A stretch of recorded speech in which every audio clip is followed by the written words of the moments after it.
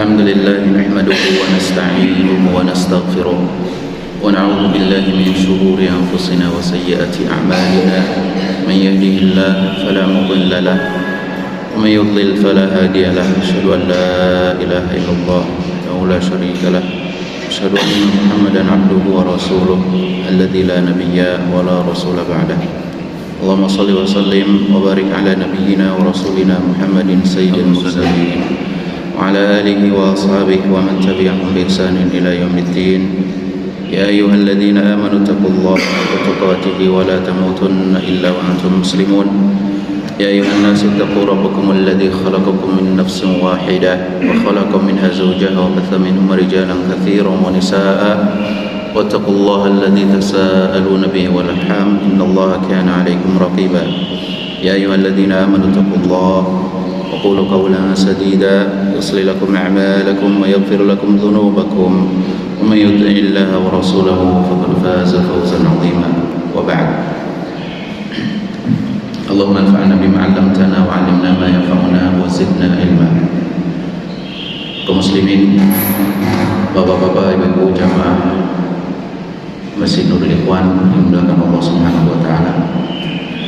Tidak kata yang patut diucapkan pada pagi yang cerah ini melainkan rasa syukur dan pujian kepada Allah Rabbul Alamin atas nikmat karunia dan anugerah yang terus Allah berikan sampai detik ini, sehingga kita bisa bangun melaksanakan salat subuh, dan alhamdulillah insyaallah kita akan melanjutkan mengkaji, mentadaburi, memahami beberapa ayat-ayat dari firman Allah Subhanahu wa taala di dalam Al-Qur'an. Hari ini insyaallah kita akan membahas surat-surat Al-Mufassal, ya, surat-surat yang pendek. Dan di antara kelebihan Nabi sallallahu alaihi wasallam, kata Nabi, wa ma'titu al-mufassal, aku diberikan al-mufassal, itu surat-surat yang pendek. Kata para ulama, al-mufassal ini dibagi tiga. Ada tiwalul mufassal, ada awasitul mufassal, ada qisarul mufassal.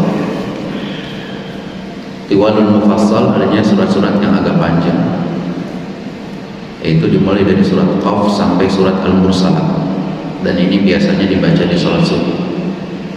Yang kedua, awasitul al-mufassal, itu surat-surat pertengahan, tidak terlalu panjang, tidak terlalu pendek juga, yaitu dimulai dari surat An-Naba sampai surat Al-Lail, dan ini cocok dibaca di sholat Isya. Dan yang ketiga adalah qisarul al-mufassal, yaitu surat-surat yang super pendek, dimulai dari surat Al-Duha sampai surat An-Nas, dan ini pantas dibaca di sholat maghrib. Dan kita sekarang sedang membahas surat-surat awasitul al-mufassal, yaitu surat-surat pertengahan. Hari ini kita akan membahas surat Abasa, surat yang ke-80 yang terdiri dari 40 ayat, dan ulama sepakat surat ini adalah surat Makkiyah, dan seluruh ayat-ayatnya adalah ayat Makkiyah. Masih ingat ya, surat-surat Makkiyah adalah surat yang turun sebelum Nabi SAW hijrah ke kota Madinah. Di dalam surat ini terdapat banyak pelajaran, nasihat, juga sekaligus peringatan kepada orang-orang kafir, mengapa mereka bisa kufur padahal mereka telah diberikan nikmat oleh Allah Subhanahu wa taala. Dan juga peringatan tentang hari kebangkitan, hari kiamat. Dan memang konteks surat-surat Makkiyah adalah berkaitan dengan pokok-pokok keimanan, iman kepada Allah, iman kepada Al-Quran, iman kepada Rasul, iman kepada hari kiamat. Surat ini diawali oleh Allah Subhanahu wa taala berupa itab atau teguran kepada Rasul sallallahu alaihi wasallam karena sikap beliau. Jadi surat ini diawali dengan teguran dari Allah SWT kepada Nabi Muhammad SAW karena sikap beliau yang lebih mementingkan mendakwahi para pembesar kafir Quraisy ketimbang sahabat Nabi SAW yang buta. Allah Subhanahu wa taala berfirman ayat yang pertama, abasa wa tawalla. Abasa, dia bermuka masam, wa tawalla, dan dia berpaling. Abasa dikatakan dalam lisanul Arab artinya menggabungkan antara dua kening, antara dua alis. Kalau bahasa kitanya adalah mengerutkan dahi. Ya, ini bentuk mengingkari sesuatu. Ya. Jadi Nabi SAW mengerutkan dahi karena kedatangan seorang yang buta. Wa tawalla artinya berpaling, tidak mempedulikan, tidak memperhatikan. Kenapa Nabi SAW sampai bersikap demikian, bermuka masam dan juga berpaling? Allah sebutkan di ayat yang kedua, ja'ahul a'ma, karena datang kepada Nabi SAW seorang yang buta. Para ulama sepakat yang dimaksud dengan orang yang buta ini adalah Ibnu Ummi Maktum. Ibnu Ummi Maktum yang nama aslinya adalah Abdullah bin Ummi Maktum. Ada yang mengatakan Amr bin Ummi Maktum. Anja'ahul a'ma, karena datang kepada Nabi SAW seorang yang buta. Nabi SAW pada waktu itu sedang sibuk, sedang semangat mendakwahi para pembesar kaum Quraisy. Datang dalam beberapa riwayat para pembesar tersebut, yang pertama adalah Utsbah bin Rabi'ah, yang kedua Abu Jahal bin Hisham, yang ketiga Al-Abbas bin Abdul Muttalib bin Abdul Muttalib. Ini sebelum masuk Islam. Kemudian ada juga dalam riwayat yang lain Umayyah bin Khalaf. Dalam riwayat yang lain Ubay bin Khalaf. Nailah. Jadi ada riwayat mengatakan beberapa orang, ada yang meriwayatkan satu orang saja. Jadi Nabi SAW sedang semangat ya untuk mendakwahi mereka. Karena apa? Karena ada maslahat dakwah. Kalau seandainya pemimpin Quraisy, pembesar atau bangsawan Quraisy yang masuk Islam, maka diharapkan apa? Diharapkan orang-orang di bawahnya, pengikutnya mengikutinya. Ini adalah ijtihad Nabi SAW. Jadi ketika datang Ibnu Ummi Maktum yang Nabi SAW sedang semangat dan sangat ingin mereka masuk Islam, ya, Nabi SAW merasa terganggu karena kedatangan Ibnu Ummi Maktum ini, sehingga muncullah sikap Nabi bermuka masam dan berpaling.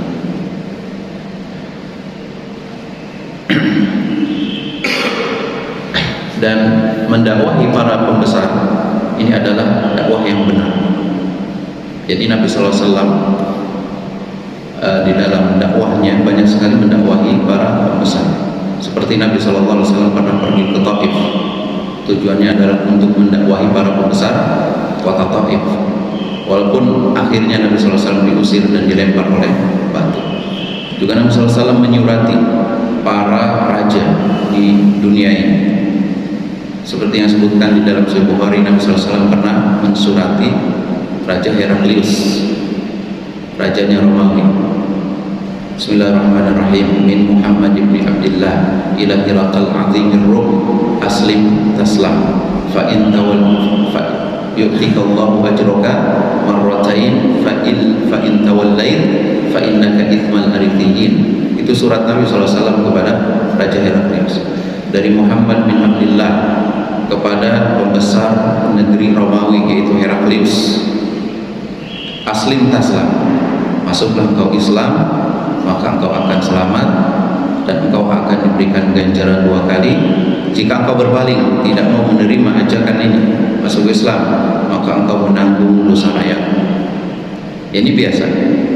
Karena dengan masuknya para pembesar atau raja, maka rakyatnya, pendukungnya, pengikutnya, maka akan mudah untuk diajak ke dalam Islam.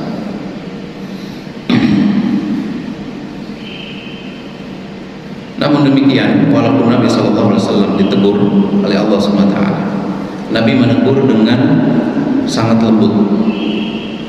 Nabi SAW tidak ditegur oleh Allah dengan teguran yang langsung.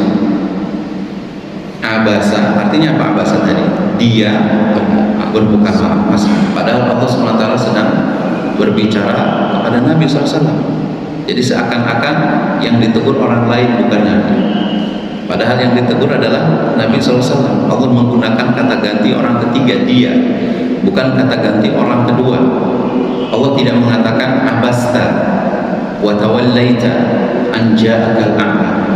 Kamu bermuka masam, kamu berpaling karena datang kepadamu seorang yang buta. Tapi Allah menggunakan kata ganti orang ketiga. Dia bermuka masam, dia berpaling karena datang kepadanya seorang yang buta. Ini kata para ulama bentuk kelembutan Allah SWT menegur Nabi SAW. Allah saja begitu beradab kepada Nabi SAW karena kedudukan Nabi SAW. Ya, padahal Nabi SAW adalah sama makhluk Allah. Namun karena Nabi SAW adalah makhluk yang spesial, seorang Nabi dan Rasul, Allah memiliki adab. Ya, maka orang-orang yang tidak beradab kepada Nabi SAW, ya, mereka menghina, mencela, membuat karikaturnya, maka wajar kita sebagai kaum muslimin terhadap tindakan tersebut. Di dalam Al-Quran begitu, ya, ada beberapa ayat yang merupakan teguran Allah kepada Nabi SAW. Namun sekali lagi, teguran Allah itu sangat lembut, ya, sangat lembut. Seperti di surat At-Tahrim ayat 2, Allah SWT berfirman, ya ayyuhan nabi lima tuharrimu ma ahallallahu lak. Wahai Nabi. Jadi Nabi SAW dipanggil dulu, wahai Nabi. Ya, dalam Al-Quran Allah tidak pernah mengatakan nama langsung, ya Muhammad, ya ayyuhan nabi, ya ayyuhan rasul. Beda dengan nabi-nabi yang lain, disebutkan namanya. Tetapi Nabi kata SAW itu dipanggil dengan panggilan yang menunjukkan penghormatan. Ya ayyuhan nabi, lima tuharrimu ma ahallallahu lak. Mengapa engkau mengharamkan sesuatu yang telah Allah halalkan? Juga di surat At-Taubah ayat 43 Allah berfirman, afallahu anka liba'adin talahum hatta yatabayyana lakal ladzina sadaqu wa ta'lamal kadhibin. Afallahu anka, Allah telah memaafkan Muhammad. Mengapa engkau membiarkan atau mengizinkan mereka untuk tidak ikut berperang sebelum jelas bagimu orang-orang yang benar itu berhalangan, dan sebelum engkau mengetahui orang yang berdosa. Jadi suatu hari Nabi SAW pernah memberikan izin kepada orang-orang untuk tidak ikut perang. Nah, ini ditegur oleh Nabi SAW, oleh Allah Subhanahu wa Ta'ala. Tapi teguran Allah diawali dengan afallahu anka, Allah memaafkan. Ya, beda dengan kita, ya. Kalau kita menegur gimana caranya? Kita marah-marah dulu, ya, kita mencap-mencap dulu, akhirnya ya udah deh, gue maafin lo, ya. Tapi Allah SWT menegur Nabi diawali dengan afallahu anka, Allah telah memaafkan. Ini ma'adin talahu, kenapa engkau mengizinkan mereka untuk tidak ikut berperang? Nah, jadi Allah menegur Nabi SAW dalam sikapnya ini karena datang kepadanya seorang yang buta. Allah SWT di sini tidak menyebutkan nama langsung, tapi menyebutkan sifat orang yang datang itu, yaitu dengan yang buta. Ya, ini kata para ulama, bolehnya kita menyebutkan aib, celak seseorang dengan tujuan untuk menjelaskan, bukan untuk menghina. Ya, karena Allah SWT mengatakan di sini telah datang seorang yang buta. Buta ini kan aib, tapi disebutkan oleh Allah SWT tujuannya adalah untuk menjelaskan.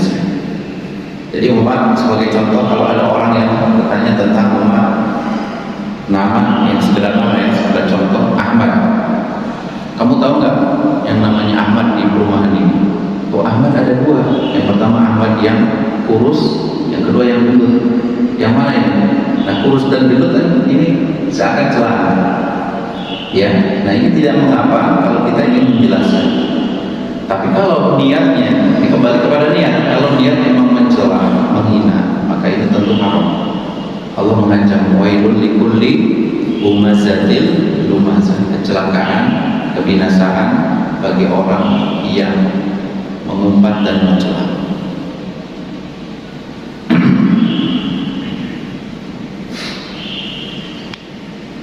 Kemudian ayat ketiga, wa ma yudrika la'allahu yazakka. Tahukah engkau Muhammad, bisa jadi dia itu ingin membersihkan diri. Jadi Allah SWT sedang memuji Abdullah bin Ummi Maktum. Dia datang itu untuk mensucikan diri. Kalau orang kafir mensucikan diri itu dengan beriman. Kalau sahabat, kalau orang yang beriman mensucikan diri dengan apa? Dengan beramal saleh. Karena dengan dia beramal saleh, amal salehnya akan bisa menghapuskan dosa-dosa. Al-hasanat yudhibnas sayyi'at. Kebaikan itu akan menghapuskan keburukan. Ittaqillah haitsu ma kunt wa atbi sayyi'atal hasanata tamwa. Ikuti setiap perbuatan buruk dengan kebaikan, karena kebaikan itu akan menghapuskan kesalahan. Au yadzakkaru fatanfa'uhu dzikra, atau bisa jadi dia ingin mendapatkan pelajaran, ingin mendapatkan nasihat sehingga nasihat tersebut akan bermanfaat. Iya. Jadi setiap nasihat itu pasti mendatangkan manfaat. Fadzakir fa inna dzikra tanfa'ul mu'min. Berilah peringatan, karena peringatan itu pasti bermanfaat kepada orang yang beriman. Pasti. Kalau kita mendengar sebuah nasihat, sebuah pelajaran, itu pasti akan bermanfaat. Namun kadar manfaat yang kita bisa serap itu beda-beda. Ada yang 100%, ada yang 50%, ada yang 10%, tergantung keimanannya. Kalau keimanannya lemah sehingga dia menyerap nasihat tersebut, kadarnya kecil. Kalau imannya lagi naik, maka nasihat tersebut akan dia serap, akan dia terima dengan maksimal. Kemudian Allah SWT menyebutkan tentang kelompok yang Nabi dakwahi, yaitu para pembesar kafir Quraisy. Amma man istaghna. Adapun orang yang merasa cukup, orang yang merasa kaya, Allah SWT sedang mencela orang yang merasa cukup. Merasa cukup dari apa? Merasa cukup dari nasihat, merasa cukup dari pertolongan Allah, merasa dirinya cukup karena harta, kekayaan, dan pangkat jabatan yang dia miliki. Amma man istaghna. Nah, sikap merasa cukup ini adalah sikap tercela yang melahirkan pada sifat sombong dan melampaui batas. Di surat Al-Alaq Allah berfirman, kalla innal insana la yatgha ar-ra'ahu istaghna. Sungguh manusia itu benar-benar melampaui batas. Kapan? Ar-ra'ahu istaghna, ketika dia merasa dirinya sudah merasa cukup. Saya nggak cukup, saya udah pintar, saya udah mahir, ya. Nah, ini adalah sifat yang bisa membinasakan. Karena dengan itu akan muncul sikap sombong. Apa itu sombong? Al-kibru batarul haq wa ghamdun nas. Sombong itu menolak kebenaran dan melecehkan, meremehkan, menghinakan, merendahkan orang lain. Itu adalah kesombongan. Allah SWT mengatakan tentang para pembesar yang didakwahi oleh Nabi. Adapun orang yang merasa cukup, ya, yang merasa kaya, fa antalahu tasaddaq, engkau malah semangat, engkau malah perhatian. Wa ma 'alaika alla yazakka, padahal tidak ada tanggungan untukmu, tidak ada dosa bagimu seandainya ia tidak mensucikan diri, seandainya dia tidak beriman kepadamu. Jadi ngapain engkau wahai Rasul? Seakan-akan Allah berfirman kepada Nabi, ngapain engkau wahai Rasul semangat mendakwahi orang yang sombong, orang yang merasa cukup, ya, padahal engkau tugasnya hanya menyampaikan. Adapun urusan hidayah itu tidak dibebankan olehmu. Dan begitulah hendaknya seorang yang mengajak kepada kebaikan. Kita sedang mengajak teman kita ya mengajak saudara kita untuk ya mendapatkan kebaikan, kebenaran, kita dakwahi, maka tugas kita sekedar menyampaikan.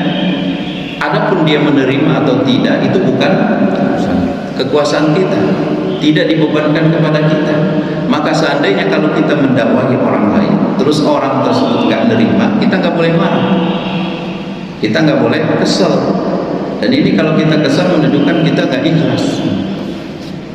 Ya, kita dakwahi dia, ya sekedar menyampaikan, Pak maaf ini kurang benar, yang benar ini sesuai dengan dalil ini. Udah selesai. Dia menerima alhamdulillah, enggak itu urusan dia. Enggak boleh kita kesal. Ya, jangan kita dakwahi seorang dan enggak menerima kita langsung marah dan kita memboikotnya, kita enggak mau sapa tegur sapa, ini enggak benar. Ya, tugas Nabi, tugas pewaris para nabi, para dai, dan kita yang berusaha untuk mendakwahkan kebenaran adalah menyampaikan. Wa ma 'alaika illal balagh. Ya, engkau ditugasi hanya menyampaikan. Iya. Kemudian Allah SWT menguji kembali Abdullah bin Umi Maktum. Wa amma man ja'aka yas'a wa huwa yakhsha fa anta anhu talaha. Adapun orang yang datang kepadamu dengan bersegera dan dia merasa takut, namun engkau mengabaikannya, engkau tidak memperhatikannya. Ini juga teguran kepada Nabi, ya. Engkau perhatian kepada pembesar, yaitu merasa cukup, gak mau dengar, tapi engkau malah mengabaikan orang yang dia semangat, punya semangat.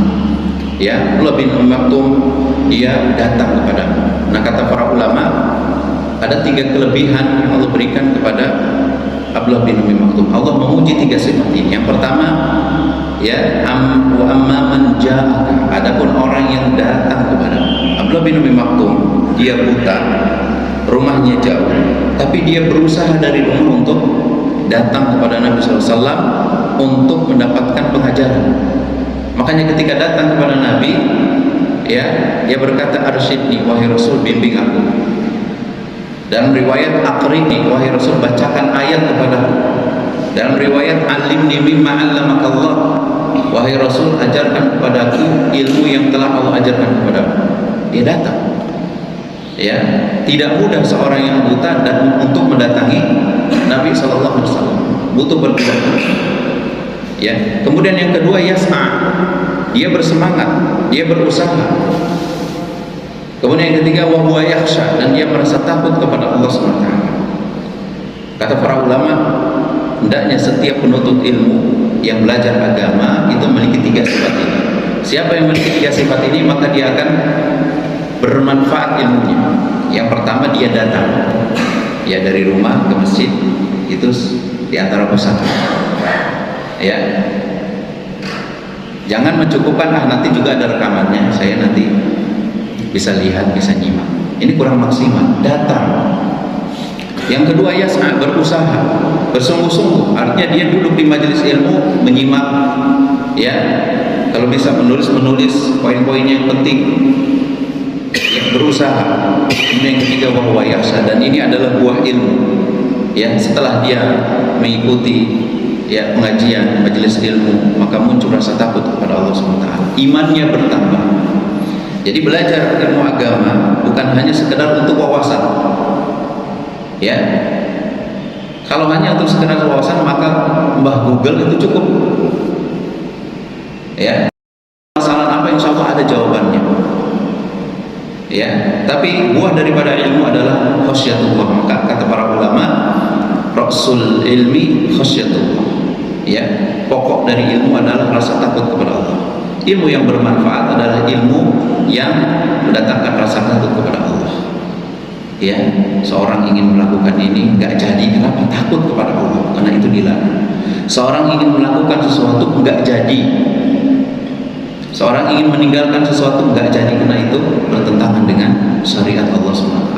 Inilah ilmu.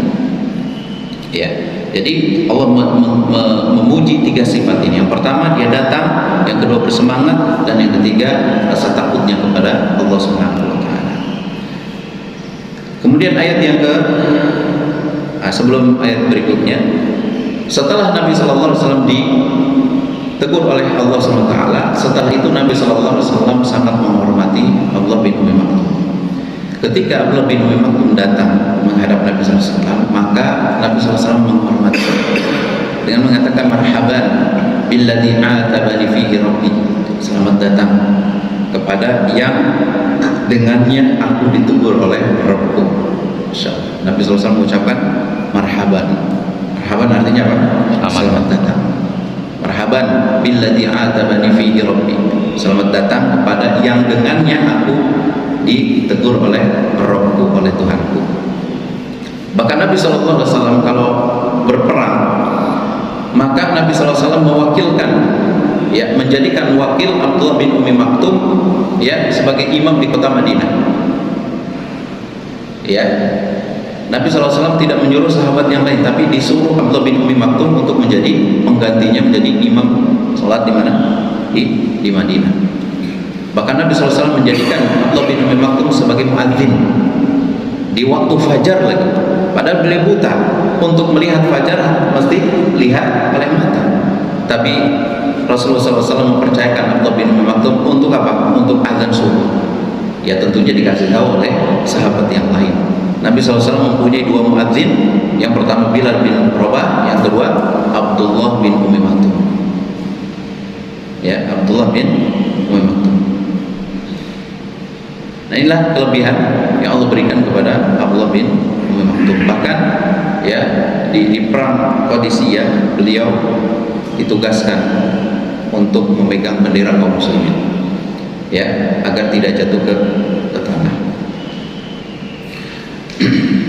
Kemudian ayat yang ke-11, kalla innaha tadhkirah, sekali-kali tidak, sungguhnya dia, innaha, sungguhnya dia, maksudnya ayat-ayat Allah atau surat ini, surat Abasa, tadhkirah adalah peringatan. Kalimat kalla di dalam bahasa Arab atau yang disebutkan oleh ulama tafsir memiliki dua makna. Yang pertama adalah kalimat bantahan. Kalla berarti maknanya sekali-kali tidak. Yang kedua sebaliknya, kalla maknanya haqqan, benar. Ya, kalau makna kalla bermakna bantahan, kalla sekali-kali tidak, ini adalah seakan-akan ini adalah teguran Allah kepada Nabi SAW. Kalla, jangan begitu wahai Rasul, jangan engkau lebih mementingkan para pembesar dan mengenyampingkan orang yang miskin, orang yang buta. Nah, seperti itu. Innaha tadhkirah, sesungguhnya ayat ini adalah peringatan. Kalau maknanya haqqan, ini umum bagi orang yang beriman secara keseluruhan. Ya, benar. Sesungguhnya ayat-ayat itu adalah mengandung peringatan. Kemudian yang berikutnya ayat ke-12, faman syaa'a dzakar, barang siapa yang menghendaki maka dia mengingatnya, maka dia memperhatikannya. Ini menunjukkan kepada kita bahwasanya hidayah, petunjuk itu harus dicari, harus diusahakan. Karena Allah berfirman, faman syaa'a, barang siapa yang mau, dzakarahu, maka dia memperhatikan. Jangan seperti ucapan sebagian orang, ya, Mas kenapa belum sholat? Belum dapat hidayah. Mbak kenapa belum berkerudung? Belum dapat hidayah. Ya iya, belum dapat hidayah, toh dia tidak berusaha. Coba kalau dia berusaha, ya, memaksakan dirinya ke masjid sholat berjamaah, itu usaha. Dia berusaha memakai kerudung, ya, berusaha. Itu hidayah. Hidayah itu harus dicari. Faman syaa'a, siapa yang mau, maka dia akan memperhatikannya. Ya, dan di sini dalil bahwasanya manusia itu diberikan pilihan. Ya, Allah Subhanahu wa taala tidak memaksa kita. Kita diberikan pilihan. Ya, ini berkaitan dengan masalah takdir, ya. Ada kelompok yang mengatakan bahwasanya manusia itu dipaksa oleh Allah Subhanahu wa taala. Orang kafir kenapa? Karena Allah yang memaksanya untuk jadi kafir. Ini tidak benar. Ini pemahaman kaum Jabariyah. Kita diberikan pilihan oleh Allah Subhanahu wa taala, mau mukmin silakan, mau kafir silakan. Ya. Wa qulil haqqu min rabbikum faman syaa'a falyu'min wa man syaa'a falyakfur. Katakanlah wahai Muhammad, kebenaran itu dari Rabb kalian, barang siapa yang mau maka silakan beriman, dan barang siapa yang mau silakan dia kafir. Pilihan, dikasih pilihan oleh Allah SWT. Kita saja Pak, ya, kalau kita ingin pergi ke suatu tempat, ada dua jalur. Jalur sini, jalur yang membahayakan. Di situ akan ada binatang buas, di situ ada perampok, ya, di situ juga akan ada jalan-jalan yang terjal. Di sini jalannya lurus, nyaman, enak dan aman. Kira-kira kita ini mau pilih yang mana? Tentu jalan yang kedua. Kita dikasih pilihan oleh Allah SWT. Maka begitu juga orang yang beriman itu akan dikasih kebaikan oleh Allah SWT. Orang yang kafir akan kekal di neraka. Mau pilih yang mana? Kita punya pilihan sekarang. Ya, kita mau ke sini, mau ke situ, itu Allah berikan kita pilihan. Jadi hidayah itu tidak boleh kita tunggu, tetapi kita harus cari dan kita harus usahakan. Fi suhufi mukarramah. Allah SWT sedang menyebutkan ayat yang sebelumnya. Kala innaha tadhkirah. Sekali-kali tiga, sesungguhnya ayat-ayat itu adalah peringatan. Di mana ayat-ayat itu berada? Fi suhufi mukarramah. Ya, yaitu Al-Quran atau ayat-ayat tersebut fi suhufin, ya, ada di dalam lembaran-lembaran kitab yang dimuliakan. Apa ini maksud suhuf? Ini ada dua pendapat. Yang pertama, maksud suhufi mukarramah, suhuf itu maksudnya adalah lauhil mahfuz yang ada di atas langit yang ketujuh, lauhil mahfuz. Di situ terdapat kalam-kalam Allah, firman-firman Allah, di antaranya adalah Al-Quran. Jadi Al-Quran itu di mana asalnya? Asalnya dari lauhil mahfuz. Yang kedua ada yang mengatakan suhuf ini artinya adalah kitab-kitab yang Allah turunkan kepada para nabi dan rasul. Seperti firman Allah, inna hadza la fi suhufil ula, suhufi Ibrahim wa Musa. Sesungguhnya ini adalah benar-benar suhuf yang pertama, suhuf Ibrahim dan Musa. Namun pendapat yang pertama ini yang lebih kuat. Ya, karena ayat berikutnya fi suhufi mukarramah. Ya, ayat-ayat Allah itu asalnya itu berada di mana? Di lauhil mahfuz mukarramah, yang dimuliakan di sisi Allah Subhanahu wa taala. Marfu'atin mutahharah, dia itu terangkat tinggi. Nah, ini dalil bahwasanya yang dimaksud suhuf di sini adalah lauhil mahfuz. Marfu'ah, dia itu terangkat, ya, terangkat tinggi, ya. Mutahharah, dan disucikan. Maksudnya apa yang disucikan? Maksudnya adalah bahwasanya ayat-ayat Allah itu tidak mungkin, ya, tercampur dengan kebatilan. Tidak mungkin. Jadi Al-Quran yang awalnya dari mahfuz dibawa oleh malaikat Jibril, disampaikan kepada Nabi SAW dan disampaikan kepada umatnya, ini mutahharah, itu disucikan. Artinya tidak mungkin Al-Quran ini, ya, dimasuki oleh kebatilan. La yatihil batil min baini yadayhi wala min khalfi, tanzilu min hakimin hamid. Al-Quran itu benar-benar turun dari Allah SWT yang tidak bisa dimasuki kebatilan dari depan ataupun dari belakang. Dia benar-benar turun dari Allah yang Maha Perkasa lagi Maha Terpuji. Ya, makanya kata para ulama, Al-Quran itu adalah tahirun min tahirin ma'a tahirin ila tahirin. Al-Quran itu tahirun, Al-Quran itu benar-benar suci, tidak mungkin ternodai. Min tahirin, datang dari zat yang maha suci, yaitu Allah Subhanahu wa taala. Ma'a tahirin, dia dibawa bersama malaikat yang suci, yaitu malaikat pembawa wahyu, yaitu malaikat Jibril alaihissalam. Ila tahirin, yang disampaikan kepada manusia yang suci, yaitu Nabi Muhammad SAW. Tahirun min tahirin ma'a tahirin ila tahirin. Ya. Maka sebagian ulama mengambil istifadah dari ayat ini. Ayat ini kan Allah katakan marfu'ah, ditinggikan. Walaupun secara tidak tegas ayat ini menunjukkan kepada adab meletakkan Al-Quran, tapi ini istinbat dari para ulama. Kalau kita meletakkan Al-Quran, maka hendaknya kita tidak letakkan di paling bawah atau tengah. Ya, kalau kita menumpuk buku, maka hendaknya Al-Quran itu diletakkan posisinya paling atas. Ini berdasarkan kata marfu'ah, diangkat.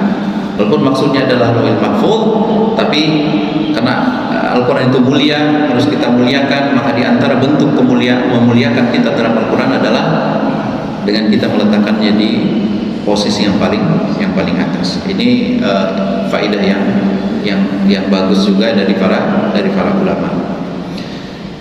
Kemudian Allah Subhanahu wa taala berfirman, bi aidi safarah. Al-Quran itu dibawa ya melalui para malaikat, ya, bi aidi safarah, di tangan-tangannya para malaikat. Safarah maknanya dari safir, artinya wasitah, pelantara. Jadi malaikat ini sebagai pelantara antara Allah dan Rasul sallallahu alaihi wasallam. Ya, Rasul sallallahu alaihi wasallam. Ya, karena Allah mustahil menampakkan dirinya di hadapan Nabi sallallahu alaihi wasallam. Maka Allah SWT ya menjadikan malaikat ya pembawa wahyu, yaitu malaikat Jibril, untuk menyampaikan risalahnya kepada Nabi sallallahu alaihi wasallam, yang Allah sifati para malaikat tersebut kiramin, mulia. Mulia dari sisi apanya? Kata Syekh Utsaimin rahimahullah, mulia yang pertama, mulia bagus dari sisi penciptaannya dan dari sisi akhlaknya. Jadi wujud malaikat itu bagus, indah, dan akhlaknya juga baik, bagus, indah. Ya, tidak ada malaikat itu yang jelek. Malaikat diciptakan dalam bentuk yang sangat indah. Jadi Nabi SAW ketika melihat malaikat Jibril, ada semacam yang gemerlap dari sayap-sayap malaikat. Jadi indah sekali. Berbeda dengan setan. Kalau setan Allah ciptakan dalam bentuk yang jelek. Mana dalilnya bahwa setan itu bentuknya jelek? Ada yang pernah lihat setan di sini? Ya, tidak mungkin ya kita lihat jin dalam wujud aslinya.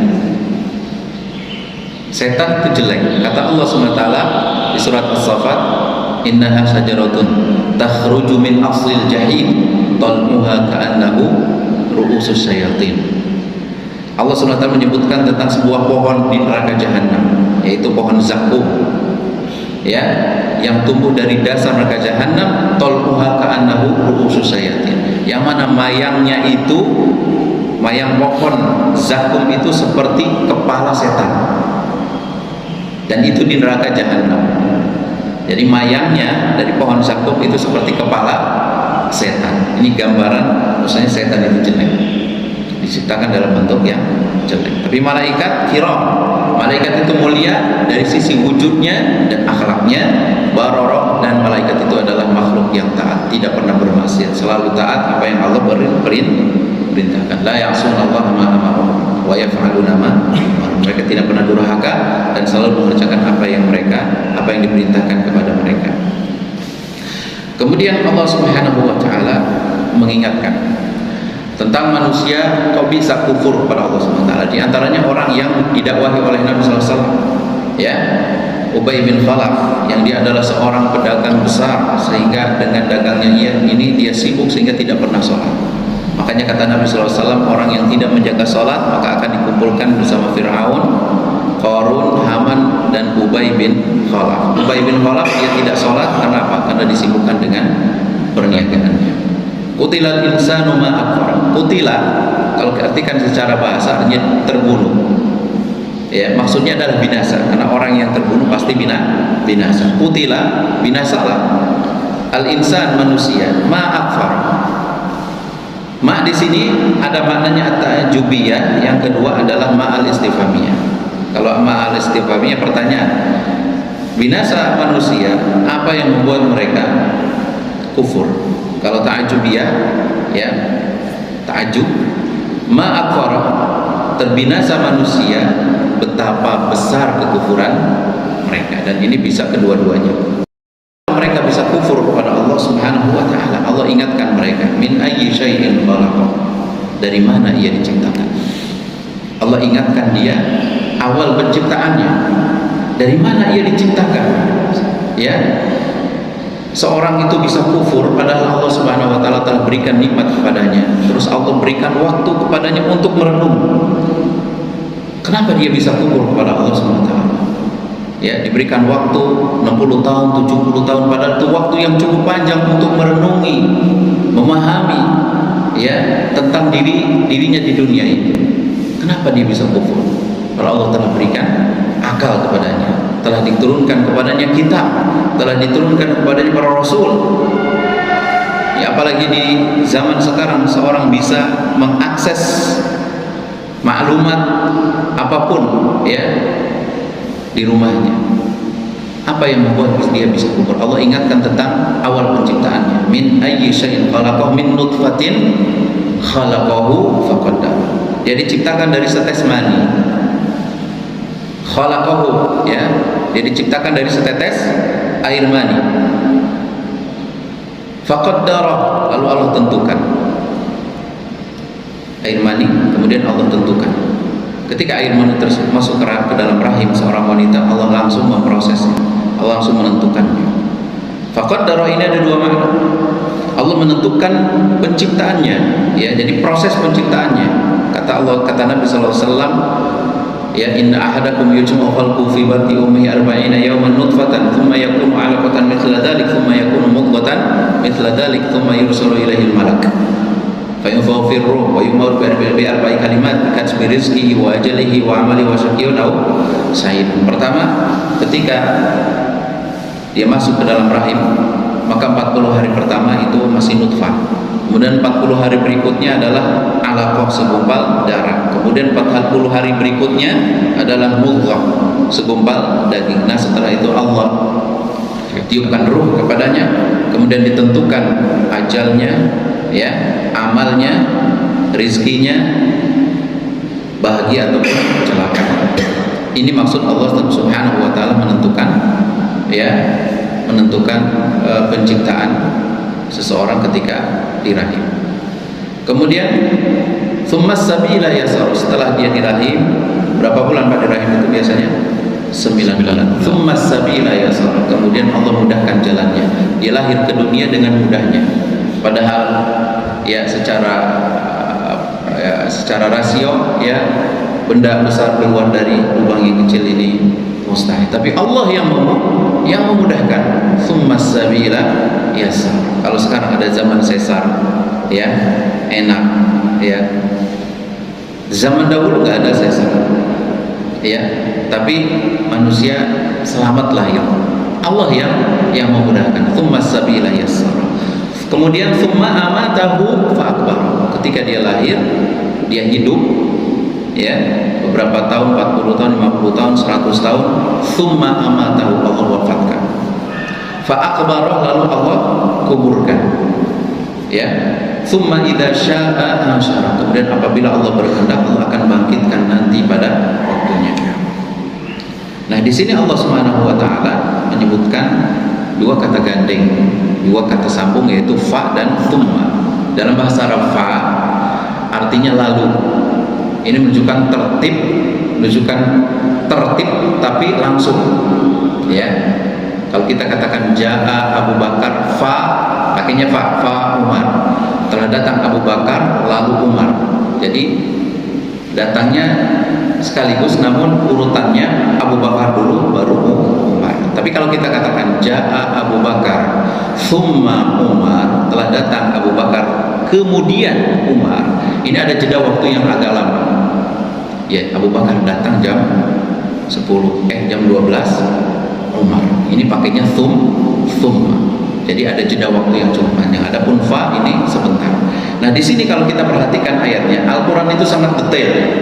Al-Qur'an itu sangat detail. Allah katakan di sini, min ayyi syai'in khalaqahu, dari apa yang diciptakan? Min nutfatin khalaqahu, Allah ciptakan dari air mani, faqaddara, lalu Allah tentukan. Nah, ketika air mani masuk ke dalam rahim seorang wanita, itu langsung diproses. Fa, makanya pakai fa, faqaddara. Kemudian berikutnya, tsummas sabila yasar, kemudian Allah mudahkan jalannya, dia lahir ke dunia ini. Nah, prosesnya kan lama, 9 bulan, dan itu waktu yang lama, pakainya tsumma. Kemudian berikutnya apa? Tsumma amatahu, kemudian Allah wafatkan. Orang lahir gak langsung mati, walaupun ada yang mati. Tapi biasanya orang lahir dia hidup beberapa puluh tahun, 60 tahun, 70 bahkan ada yang 100 tahun. Makanya pakainya tsumma amatahu fa akbara, pakainya fa akbara, lalu Allah kuburkan. Nah, ini disebutkan, dijelaskan oleh para ulama, hendaknya kalau seorang itu meninggal dunia, maka pengurusan jenazahnya harus disegerakan. Kenapa? Karena Nabi SAW sabda asri'u bil janazah, segerakanlah pengurusan jenazah. Kenapa? Karena kalau dia orang baik maka engkau telah menyegerakan kebaikan untuknya. Ya, di kuburan dia akan mendapat nikmat. Maka kalau dia orang yang jelek, yang buruk, maka kalian telah mempercepat ya keburukan atas diri kalian. Ya, makanya pakai di sini fa akbar, lalu Allah kuburkan. Kemudian tsumma idza syaa ansara. Kemudian apabila Allah berkenan, Allah bangkitkan. Ya, kita dikubur berapa lama? Macam-macam, ada yang 100 tahun mungkin nanti, ada yang 1000 tahun, ada yang 2000 tahun. Yang dari zaman Nabi Adam mungkin sudah jutaan tahun. Ya, makanya tsumma idza syaa ansara, Allah bangkitkan. Kemudian kata Allah, kalla lamma yaqdi ma amara, sekali-kali tidak. Sungguh manusia itu belum melaksanakan seluruh apa yang Allah perintahkan. Kita ini jamaah sekalian, kata para ulama, la yaqdi ahadun abadan kullama turidu alaih. Tidak seorang pun bisa menjalankan seluruh yang diwajibkan kepadanya selamanya. Ya, kita masih saja banyak bermaksiat kepada Allah SWT. Allah larang ini tapi kita kerjakan. Allah perintahkan ini kita tinggalkan. Kita tidak akan mampu melaksanakan seluruh apa yang diwajibkan, difardukan oleh Allah Subhanahu wa taala. Walaupun kita sudah melaksanakannya, kita sholat. Oh, saya sudah melaksanakan sholat. Tapi apakah sholatnya ini sudah sempurna? Allah suruh kita untuk khusyuk, apakah sudah khusyuk? Nah ini, jadi sekali-kali kita tidak akan mungkin ya melaksanakan seluruh apa yang Allah tuntutkan kepada kita, Allah fardukan kepada kita. Kemudian Allah SWT juga menyuruh kita untuk memperhatikan makanan kita. Falyanzuril insanu ila ta'ami. Hendaknya manusia itu memperhatikan makanannya. Ini nikmat dari Allah SWT, ingatkan kita tentang makanan yang kita makan. Anna sababnal ma'a sabab, kami yang menurunkan hujan. Tsumma syaqaqnal arda syaqqa, kami yang membelah bumi. Bayangkan biji yang kecil yang tidak punya tenaga tapi dia bisa membelah tanah. Ini siapa yang melakukannya? Allah SWT. Kami yang membukanya. Bahkan di Arab, ya di negeri Arab, kalau mau nanam kurma itu supaya akarnya kuat masuk ke dalam, ketika mereka memasukkan ke dalam tanah, di atasnya dikasih batu. Kenapa? Karena supaya akarnya itu kokoh dulu di bawah. Baru ketika dia kelamaan, dia bisa mengangkat batu tersebut. Luar biasa. Ya. Allah yang membelah bumi ini. Fa'ambatsna fiha habba, kami tumbuhkan biji-bijian. Allah sebutkan biji-bijian dulu karena biji-bijian adalah makanan pokok kita. Ya, beras, gandum, jagung, itu biji-bijian. Wa inaba wa qadba, Allah juga tumbuhkan apa? Anggur dan sayur mayur. Nah, jadi enggak cukup kita makan pokok doang. Harus ada buah-buahan dan sayur-sayuran. Wa zaitun wa nakhla, zaitun dan kurma. Ma'ruf ya. Wa hadaiqa qulba, kebun yang rindang, yang lebat. Wa fakihatan wa abba, buah-buahan wa abba, dan rumputan. Allah sebutkan rumputan. Mata'an lakum, itu semua adalah kesenangan kalian, wali an'amikum, dan binatang ternak kalian. Allah sebutkan berbagai macam nikmat. Yang pertama apa tadi? Ya, biji-bijian, anggur, sayur mayur, dan apalagi zaitun, kurma, ya, buah-buahan. Ini biasanya makan siapa? Manusia. Wa abba, rumputan. Ini untuk siapa? Binatang. Jadi yang Allah sebutkan untuk binatang cuma satu, rumputan. Semuanya untuk manusia. Nah, ketika binatang tersebut makan rumput, udah gede, gemuk, disembelih, siapa yang makan? Manusia juga. Allah SWT sebutkan nikmat yang sangat banyak yang semuanya kembali kepada manusia. Kenapa manusia ini kok bisa kufur kepada Allah SWT? Kemudian di akhir surat ini Allah SWT ingatkan manusia tentang hari kebangkitan. Fa idza ja'atis saah, ketika datang hari kiamat. As-saah artinya teriakan yang sangat memekikkan telinga, yang membuat orang jadi binasa. Ya, kiamat, di antara nama kiamat adalah as-saah, artinya suara yang menggelegar, suara yang sangat dahsyat, yang membinasakan manusia seluruhnya. Ya. Fa idza ja'atis saah, maka apabila hari kiamat itu datang. Ya. Tiupan sangkakala itu 2 kali. Yang pertama tiupan untuk mematikan seluruh makhluk, dan yang kedua adalah tiupan untuk membangkitkan makhluk dari kuburnya, dari kematiannya. Wa nufikha fis-sur fasa'iqa man fis samawati wa man fil ardi illa ma sya'allah. Maka ditiuplah sangkakala. Maka semua yang ada di langit dan di bumi mati kecuali yang Allah kehendaki. Ya, kecuali yang Allah kehendaki. Di antaranya adalah malaikat yang meniup sangkakala. Kemudian apa yang terjadi ketika hari kiamat tiba? Yauma yafirrul mar'u min akhihi. Hari di mana seorang itu akan lari dari saudaranya. Wa ummihi wa abihi, bahkan dia lari dari ibunya dan bapaknya. Wa sahibatihi wa banihi, dia lari dari istri dan anak-anaknya. Kenapa demikian? Likulli imri'in minhum yawma idzin sya'nu yughni. Karena pada waktu tersebut semua manusia ya memiliki urusan yang menyibukkannya, urusan yang menyibukkan dia. Jadi ketika hari kiamat orang gak bakalan nanti ingat sama anak, istri, ibu, bapak dan saudara.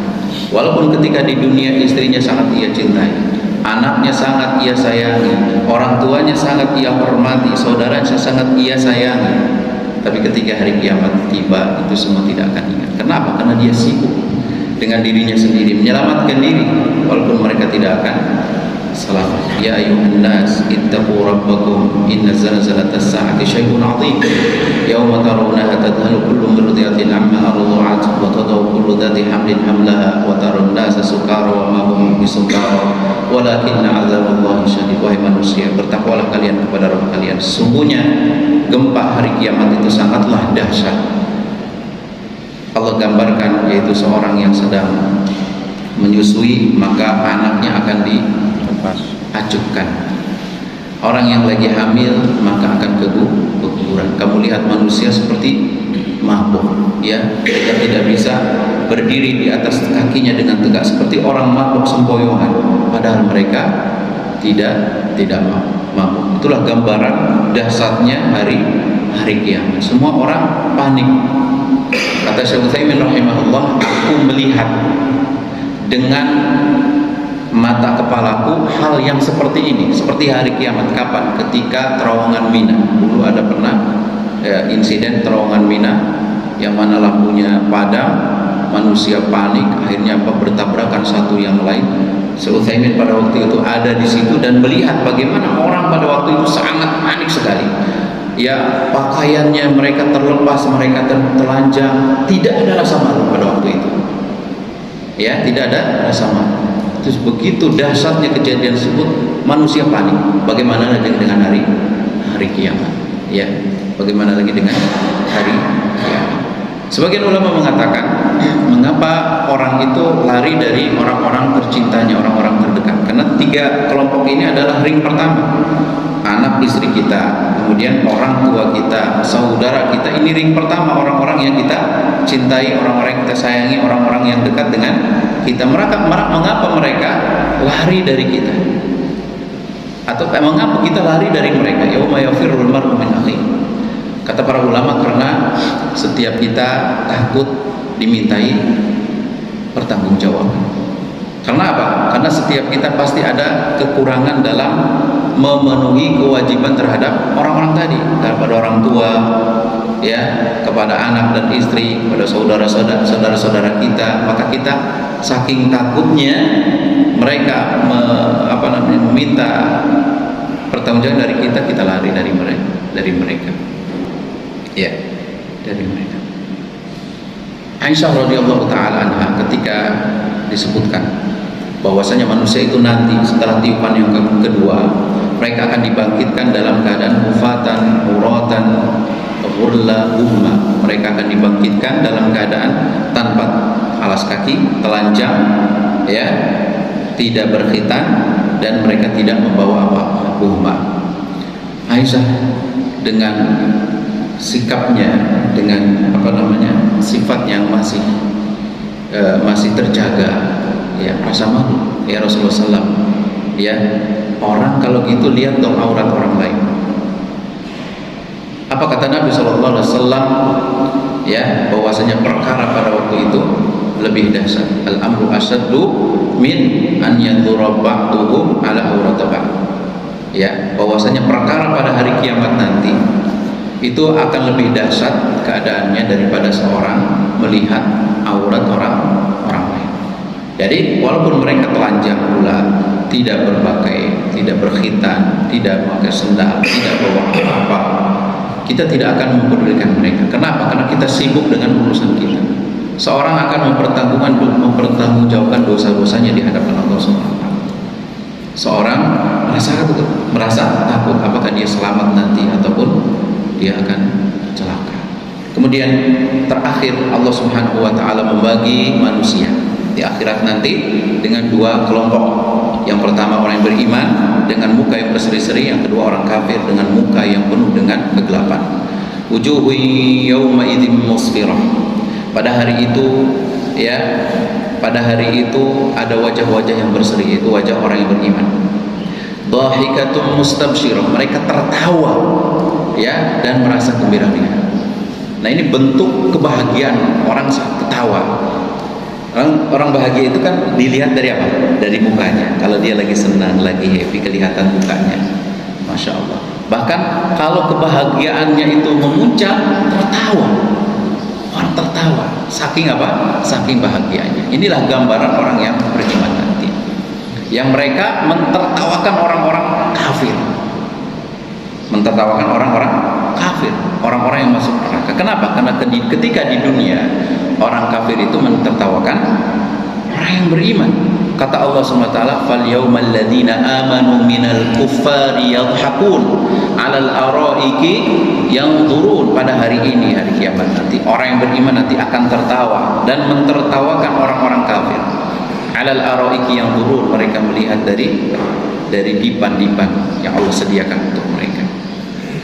Kemudian yang berikutnya, yang kedua, wujuhu yawma idzin 'alaiha ghabarah. Dan pada hari tersebut ada wajah-wajah yang dipenuhi dengan debu. Artinya suram, muram, buram, kusam. Ya, kata sebagian ulama, ketika Allah Subhanahu wa taala mengeksekusi, mengqisas hewan-hewan, ya, kemudian setelah mereka diqisas, kemudian Allah katakan kepada mereka, kuni turaba, jadilah kalian debu. Nah, itu debu-debu yang membuat apa? Wajah orang-orang kafir ini ya dipenuhi oleh debu. Ya, wa wujuhu yawma idzin 'alaiha ghabara tarhaquha qatara. Ya, mereka diliputi dengan kegelapan. Jadi mukanya setelah dipenuhi debu dan muka mereka juga dipenuhi dengan kegelapan. Karena apa? Karena sangat panik, karena mereka sangat takut dengan azab yang menanti mereka. Bayangkan Pak, di dunia ini kalau ada orang yang dia melakukan kesalahan yang sangat berat, dia menyangka itu tidak akan ketahuan, ternyata apa? Ketahuan juga. Dan itu yang membuat umpama jabatannya hilang dan dia dihukum, bahkan hukumannya ancaman mati. Bagaimana muka orang tersebut? Panik luar biasa. Karena yang pertama apa? Menganggap dirinya tidak akan ketahuan. Ternyata ketahuan dan dia diancam hukuman mati. Ya, maka dia akan, mukanya akan rasa panik. Itu ketika di dunia. Bagaimana lagi dengan di akhirat? Seorang diponis dia masuk neraka dan kekal di dalamnya. Ya, pasti mukanya itu akan sangat ketakutan dan sangat panik. Siapa mereka? Kata Allah SWT di ayat yang terakhir, ulaika humul kafaratul fajr. Mereka orang-orang kafir dan mereka orang-orang fajir. Kafir ini berkaitan dengan akidah. Akidah yang menyimpang, menganggap Allah itu adalah tiga, menganggap bahwasanya Nabi Isa itu adalah Tuhan. Ini berkaitan dengan akidah. Al-fajr berkaitan dengan perilaku seorang zalim kepada orang lain. Ini hati-hati. Seorang merampas hak orang lain, mencederai kehormatan orang lain, ya, mencela, menghina dan yang lainnya. Ini berkaitan dengan perilaku al-fajr. Ya, demikian jemaah sekalian, maka Allah SWT tafsir surat Abasa. Alhamdulillah kita bisa menyelesaikannya. Banyak pelajaran, nasihat dan peringatan yang ada di surat ini. Semoga iman kita bertambah dan semoga kita bisa mengamalkan isi dari surat ini. Demikian, mudah-mudahan bermanfaat. Wassallallahu ala nabiyyina Muhammad wa akhiru da'wana alhamdulillahirabbil alamin. Assalamualaikum warahmatullahi wabarakatuh. Waalaikumsalam.